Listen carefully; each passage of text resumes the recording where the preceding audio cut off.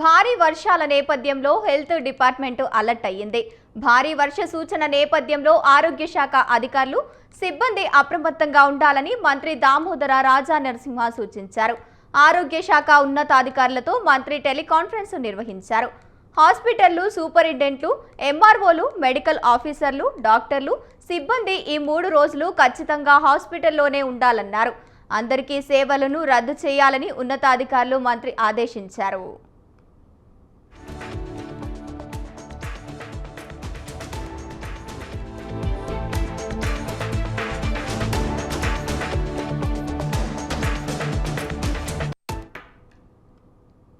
అత్యవసర పరిస్థితుల్లో వచ్చే రోగులకు, గర్భిణీలకు తక్షణమే వైద్య సేవలు అందించాలని, ఎలాంటి ఇబ్బందులు కలగకుండా చర్యలు తీసుకోవాలని సూచించారు. ఎస్టిమేటెడ్ డెలివరీ డేటు దగ్గరగా ఉన్న గర్భిణీలకు హాస్పిటల్లోనే బర్త్ వెయిటింగ్ రూమ్స్ తరలించాలని, సేవలందించాలన్నారు. అంబులెన్సులు, 102 వాహనాలు అన్నీ సిద్ధంగా ఉండాలన్నారు. ఎక్కడ ఎమర్జెన్సీ ఉన్నా తక్షణమే వెళ్లి పేషెంట్స్ను తరలించేందుకు డ్రైవర్లు, ఈఎంటీలను 24 గంటల్లో అందుబాటులో ఉంచాలన్నారు.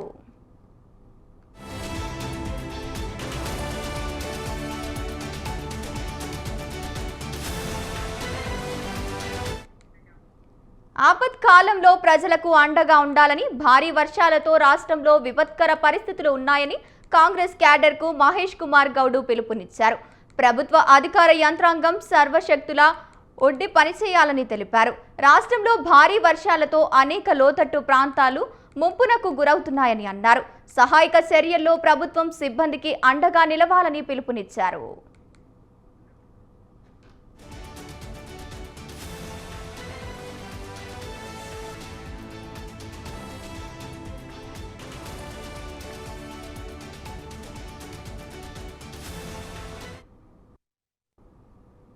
తెలంగాణ మంత్రి ఉత్తమ్ కుమార్ రెడ్డి సిద్దిపేట ఎమ్మెల్యే హరీష్ రావుకు లేఖ రాశారు. వెంటనే కాళేశ్వరం మోటార్లు ఆన్ చేసి రిజర్వాయర్లు నింపాలని లేఖలో పేర్కొన్నారు హరీష్ రావు. రిజర్వాయర్లలో నీటిని సకాలంలో నింపకపోవడం వల్ల రైతులు ఆందోళనలో ఉన్నారని అన్నారు. ప్రాజెక్టు పరిధిలోని రిజర్వాయర్లను వెంటనే నింపాలని సూచించారు. కాళేశ్వరం ప్రాజెక్టు ప్యాకేజీ 6 వద్ద మోటార్లను ఆన్ చేసి నీటి పంపింగ్ చేయాలని కోరారు హరీష్ రావు.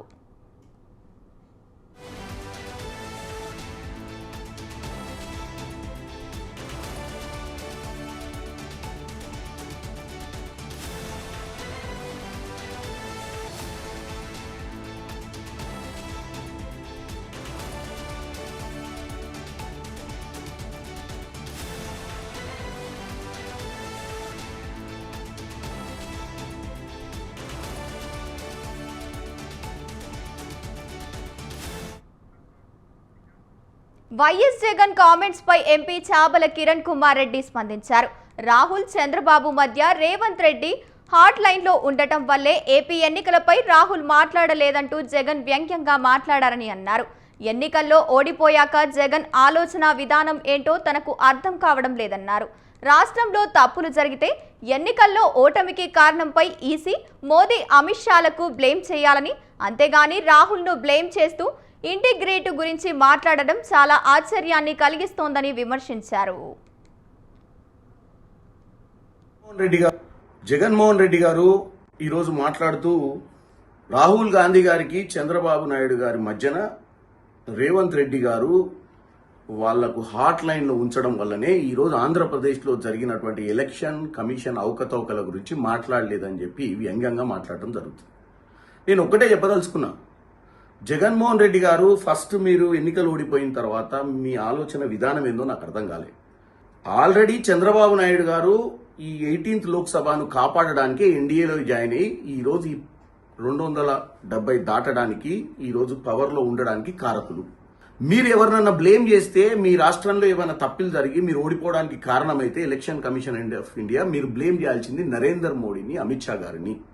మీరు వారిని బ్లేమ్ చేయకుండా రాహుల్ గాంధీ గారి ఇంటిగ్రిటీ గురించి మాట్లాడటం చాలా ఆశ్చర్యకరంగా, చాలా హాస్యాస్పదంగా ఉంది.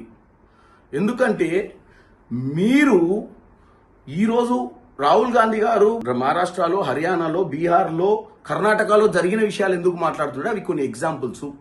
ఎలక్షన్ కమిషన్ ఆఫ్ ఇండియా తీసుకునేటువంటి నిర్ణయాలు చాలా దౌర్భాగ్యం అని ఈ డెమోక్రసీకి అని వారు చెప్తున్నప్పుడు మీరు కూడా రాహుల్ గాంధీ గారికి మద్దతు ఇచ్చి రేపు విజయవాడలో జరుగుతున్నటువంటి ధర్నాలో పాల్గొనాల్సిన అవసరం ఉంది.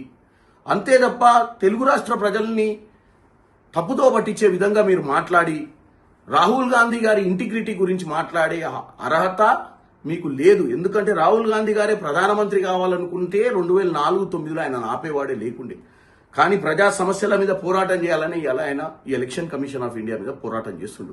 జగన్మోహన్ ఖజానా జ్యువెలరీస్ చోరీపై రాజాసింగ్ స్పందించారు. ఆభరణాలు దుకాణం నుంచి దొంగలించిన వ్యక్తులను పట్టుకున్నారు అన్నారు. సీఎం రేవంత్ రెడ్డి వారిని అరెస్టు చేయకుండా ఎన్కౌంటర్ చేస్తే బాగుండేదని తెలిపారు రాజాసింగ్.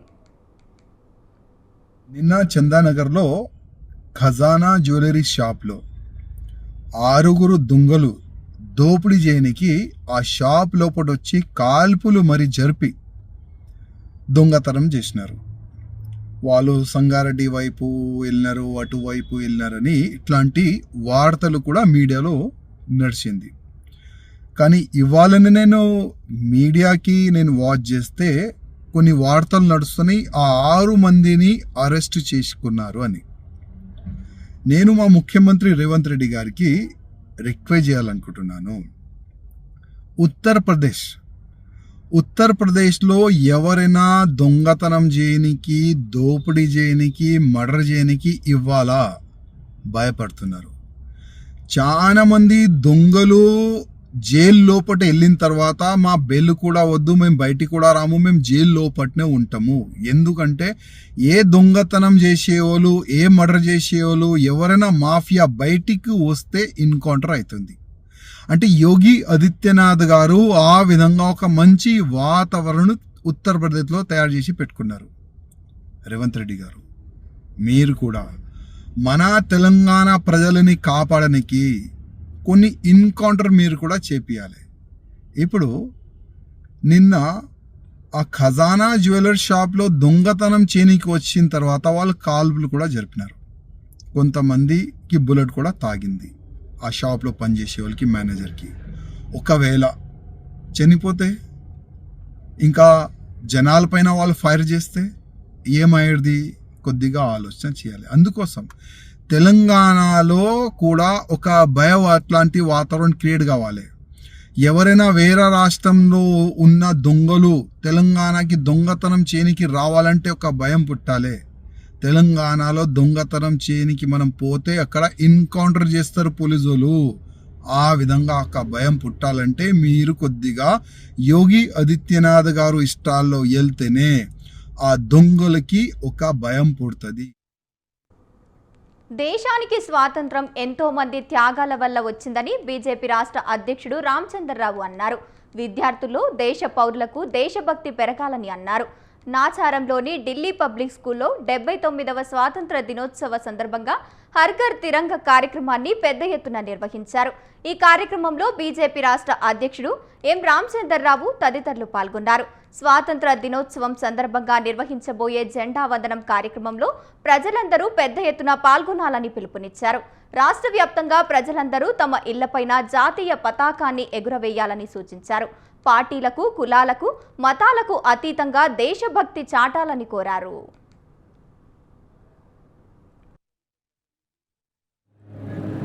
అందరికీ ఒక పిలుపునియడం జరిగింది.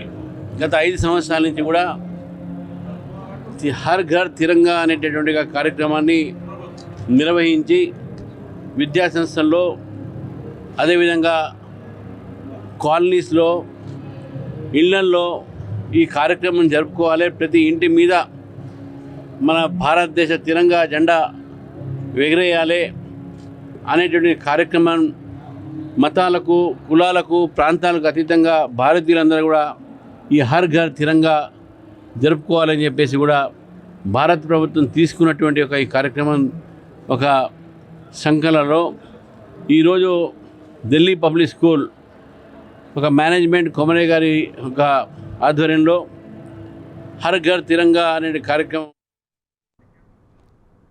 ప్రపంచ దేశాలతో భారతదేశం 4వ స్థానంలో ఉందని ఎంపీ ఆర్ కృష్ణయ్య కొనియాడారు. హైదరాబాద్లో నిర్వహించిన తిరంగ ర్యాలీలో పాల్గొని దేశ భవిష్యత్తు విద్యార్థులపైన ఆధారపడి ఉందని అన్నారు. విద్యార్థులు మంచిగా చదువుకొని అన్ని రంగాలలో రాణించాలని కోరారు. ప్రతి ఒక్కరూ భారతదేశ అభివృద్ధికి పాటుపడాలని పిలుపునిచ్చారు.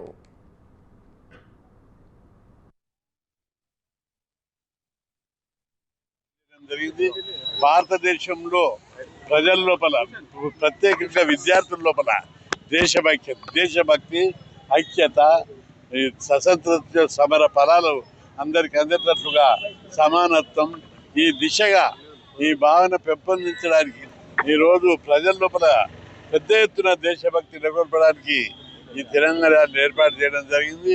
భారతదేశం అనేక సవాళ్ళను ఎదుర్కొని అగ్రదేశాల సరసనకి ఎన్నుతుంది. ఒకప్పుడు భారతదేశము 70వ ర్యాంకు 97వ ర్యాంకు ఉండే. వరుసగా మోడీ ఆధ్వర్యం లోపల వచ్చినప్పుడు 30వ ర్యాంకు ఉండే.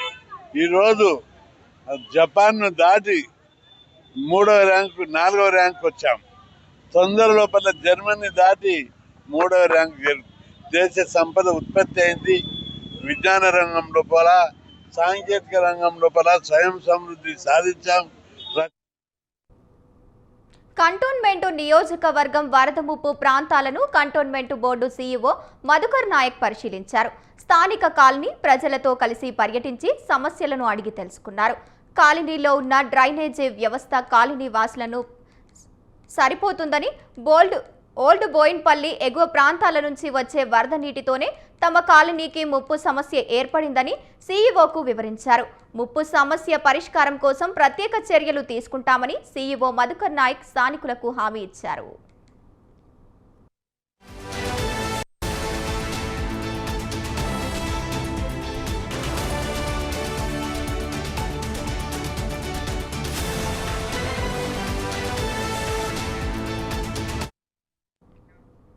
ఉద్యోగరీత్యా విదేశాల్లో చిక్కుల్లో ఉన్న నిమిషప్రియను ఆదుకోవాలని తమ బాధ్యత అని ప్రజాశాంతి పార్టీ అధ్యక్షుడు కేఏ పాలు విజ్ఞప్తి చేశారు. నిమిషప్రియను విడుదల చేయించడం కోసం 8 కోట్ల రూపాయలు కావాలని అండగా తలో రూపాయి భారత ఎంబసీ ఏర్పాటు చేసి అకౌంట్లో వేసిన నిమిషప్రియను క్షేమంగా దేశానికి తీసుకురావచ్చని ఆయన అన్నారు. నిమిషప్రియను భారత ప్రభుత్వం ఆదుకోవాల్సి ఉండగా దురదృష్టవశాత్తు ఆ పని చెయ్యడం లేదని కేంద్ర ప్రభుత్వాన్ని ఆయన విమర్శించారు. హోమ్ సెక్రటరీకి నేను లెటర్ రాశాను. 24 గంటలు 48 గంటల్లో నేను ఆ 8.5 కోట్లు ఇస్తాను నేనే. మీరు ఎఫ్సిఆర్ఏ రిలీజ్ చేయడానికి 1 మినిట్ పడుతుంది నా అకౌంట్. లేదా మేము మాత్రం నిమిషాన్ని సేవ్ చేస్తాం, ప్రజలు సేవ్ చేస్తారు. గవర్నమెంట్ ఫెయిల్ అయిపోయిందనే నేను వెళ్ళి నెగోషియేట్ చేసి సేవ్ చేశాం. ఇప్పుడు గవర్నమెంట్ దగ్గర లక్షల కోట్లు ఉండి పిఎం ఫండ్ దాదాపు 7-8 వేల కోట్లు ఉన్నాయంటున్నారు ఉండి, అదానీ దగ్గర 17 లక్షల కోట్లు ఉండి, అంబానీ దగ్గర 23 లక్షల కోట్లు ఉండి, ఒక లైఫ్ని 8 కోట్లతో $1 మిలియన్ లైఫ్ సేవ్ చేయలేరా? వాళ్ళకి చిత్తశుద్ధి లేదు రాజకీయ నాయకులకి, గవర్నమెంట్కి అనే ఇదే రుజువు.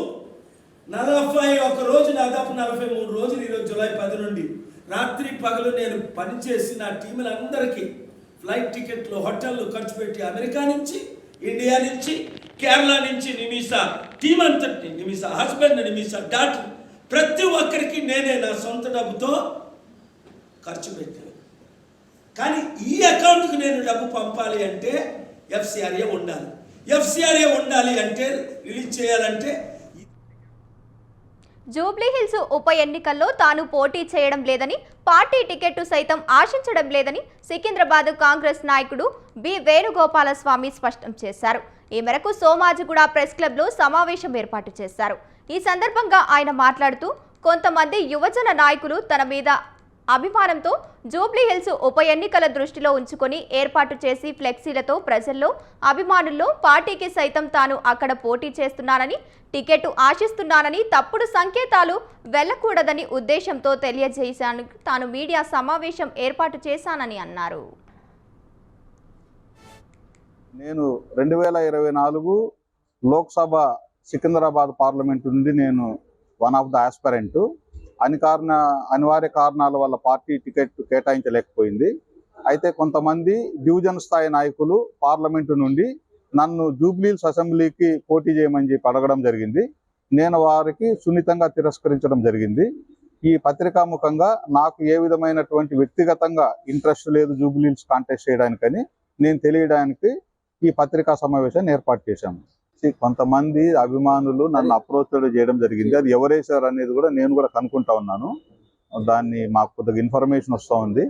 అనుకున్న తర్వాత నేను ఎవరేసారని నేను వికారాబాద్ జిల్లాలో మాదక ద్రవ్యాల నిరోధకంపై అవగాహన కార్యక్రమం ఏర్పాటు చేశారు. కార్యక్రమంలో కలెక్టర్ ప్రతీక్ జైన్, ఎస్పీ నారాయణరెడ్డి పాల్గొన్నారు. మాదక ద్రవ్యాలపై జరుగుతున్న పోరాటంలో క్రియాశీల భాగస్వామ్యం కావాలని కలెక్టర్ విద్యార్థులతో జిల్లా కలెక్టర్ ప్రతిజ్ఞ చేయించారు. మాదక ద్రవ్యాల రహిత జిల్లా కోసం ప్రతి ఒక్క విద్యార్థి, యువత తమ వంతు కృషి చేయాలని వారు కోరారు.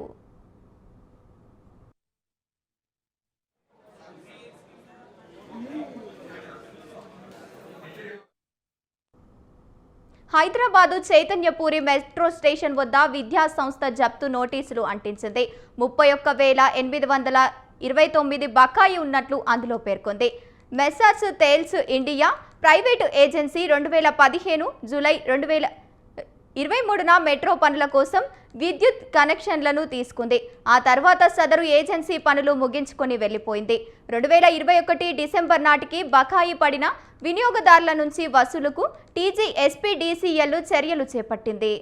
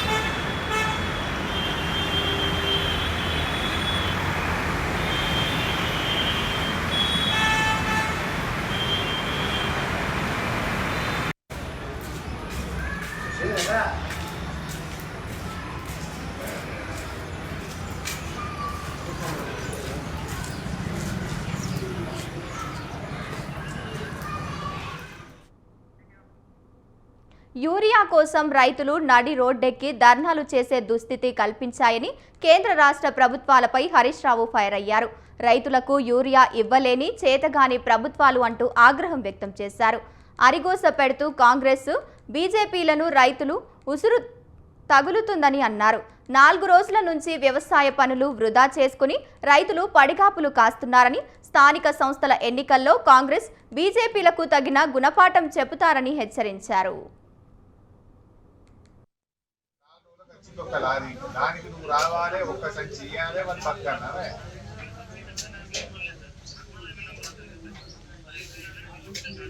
మరి పిల్లలు ఏమంటున్నారు, నువ్వు వచ్చేదాకా ఇచ్చులేనట్టు. మరి స్టార్ట్ చేయండి, తొందరగా స్టార్ట్ చేస్తే మరి ఇచ్చేస్తారు. 2 గంటలు ఇస్తే పోతారు కదా. 6 గంటలకు వచ్చి 5 గంటలకు వచ్చి లైన్లో నిలబడ్డారు. వాళ్ళ పరిస్థితి ఏంటి? వాళ్ళు టిఫిన్ చేయొద్దు, చాయ్ తాగద్దు, మరి బాత్రూమ్ పోవద్దు, ఈయనే కూర్చోవాలా? రంగారెడ్డి జిల్లా కొందుర్గు మండలం ఎంఈఓ ఆఫీసు ముందు విద్యార్థులు, గ్రామస్తులు ధర్నాకు దిగారు. మండల పరిధిలోని చెరుకుపల్లి గ్రామ ప్రాథమిక పాఠశాలల్లో 46 మంది విద్యార్థులకు 2 ఉపాధ్యాయ విధులు నిర్వర్తిస్తుండటంతో ఇటీవలే ఒక ఉపాధ్యాయురాలిని జిల్లాలోని గండిపేట మండలానికి డిప్యూటేషన్పై పంపించారని అధికారులు అంటున్నారు. 46 మంది విద్యార్థులకు ఒక్కరే టీచర్ ఉండడంతో తరగతుల నిర్వహణ కష్టంగా మారింది. దీంతో ఆగ్రహించిన గ్రామస్తులు, విద్యార్థులు ఎంఈఓ ఆఫీసు ముందు ధర్నాకు దిగారు. ఇక్కడి నుంచి వెళ్లిన టీచర్ డిప్యూటేషన్ను రద్దు చేసి తిరిగి పాఠశాలకు రప్పించి విద్యార్థులకు న్యాయం చేయాలని డిమాండ్ చేశారు.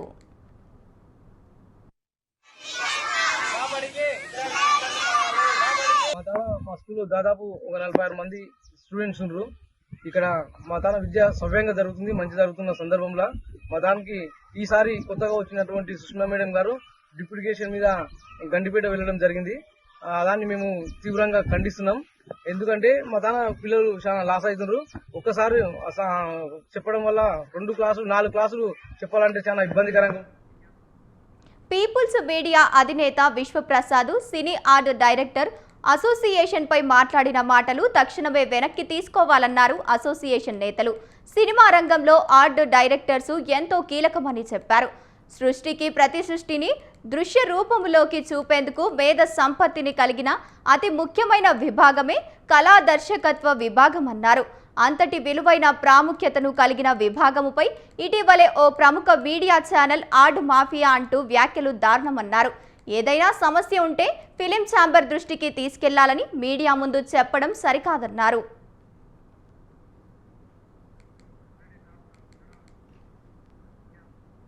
భాగ్యనగర్ జిల్లాలో హర్ ఘర్ తిరంగా అభియాన్ కార్యక్రమం జరిగింది. భాగ్యనగర జిల్లా ఆధ్వర్యంలో యువ మోర్చా నేతృత్వంలో ఈ కార్యక్రమాన్ని నిర్వహించారు.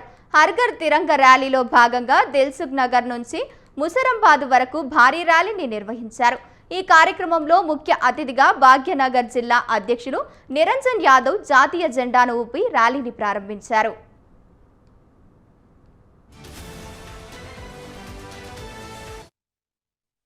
భారతీయ జనతా పార్టీ దేశవ్యాప్తంగా హర్ ఘర్ తిరంగా యొక్క అభియాన్ లో కార్యక్రమంలో భాగంగా ఈరోజు దేశవ్యాప్తంగా సుమారుగా 8 తారీఖు నుండి మొదలై 15వ తారీఖు వరకు ఈ యొక్క కార్యక్రమం దేశవ్యాప్తంగా జరుగుతున్న సందర్భం లోపల భాగ్యనగర జిల్లాలో కూడా మరి కని విని ఎరుగని రీతిలో హైదరాబాద్లోని చందానగర్ ఖజానా జ్యువెలరీస్ లో కాల్పుల ఘటనపై పోలీసులు దర్యాప్తు ముమ్మరం చేశారు. పట్టపగలు తుపాకులతో చొరబడిన దుండగులు 10 నిమిషాల పాటు బీభత్సం సృష్టించారు. సిబ్బందిలో ఒకరిపై కాల్పులు జరిపి వెండి వస్తువులు 1 గ్రాము గోల్డ్ ఆభరణాలు తీసుకుని పరారయ్యారు. దీనిపై దర్యాప్తు చేపట్టిన పోలీసులు నిందితుల కోసం 12 బృందాలుగా ఏర్పడి గాలింపు చర్యలు చేపట్టారు.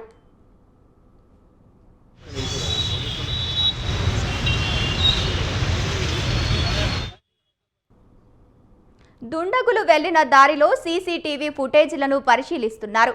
చందానగర్ నుంచి బీరంగూడ, జిన్నారం, వట్పల్లి మీదుగా బీదర్ వెళ్లినట్లు గుర్తించారు పోలీసులు. కర్ణాటక పోలీసులకు సమాచారం అందించి అప్రమత్తం చేశారు. అలాగే బీదర్ పోలీసులతో కలిసి గాలిస్తున్నారు. నిన్న జరిగిన దోపిడీ ఘటనలో 6 దుండగులు పాల్గొన్నట్లు పోలీసులు చెబుతున్నారు.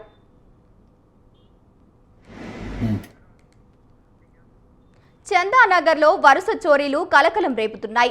ఖజానా జ్యువెలరీస్లో చోరీకి మరవక ముందే గోపనపల్లిలో సేవాలాలు ఆలయంలో హుండీ చోరీ జరిగింది. వరుస చోరీలతో పోలీసులు తలలు పట్టుకుంటున్నారు. హుండీ చోరీ చేసిన దృశ్యాలు సీసీటీవీ కెమెరాల్లో రికార్డు అయ్యాయి. ఆలయ సిబ్బంది పోలీసులకు సమాచారం అందించగా క్లూస్ టీం ఆధారంగా పోలీసులు కేసు నమోదు చేసి దర్యాప్తు చేస్తున్నారు. పోలీసుల వైఫల్యంపై ప్రజలు ఆగ్రహం వ్యక్తం చేస్తున్నారు.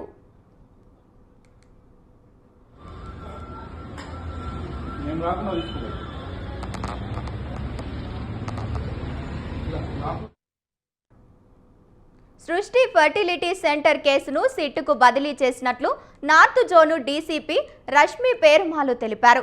జూలై బాధితుల ఫిర్యాదు మేరకు కేసు నమోదు చేసి దర్యాప్తు ప్రారంభించినట్లు చెప్పారు. ఈ కేసులో మొదట 8 మందిని, తర్వాత 16 మందిని అరెస్టు చేశాము. అరెస్టు వారిలో వైద్యులు, ఏజెంట్లు ఉన్నారు. రెండో కేసులో చనిపోయిన బేబీని చూపించి బాధితుల నుంచి 10 లక్షల నుంచి 20 లక్షలు వసూలు చేశారు. డాక్టర్ నమ్రత బ్యాంకు ఖాతాను నిలిపివేశామన్నారు. గైనకాలజీ డాక్టర్ సూరా శ్రీమతి పేరు ఉన్న లైసెన్స్ నంబర్, లెటర్ హెడ్స్లో అక్రమాలు చేశారు.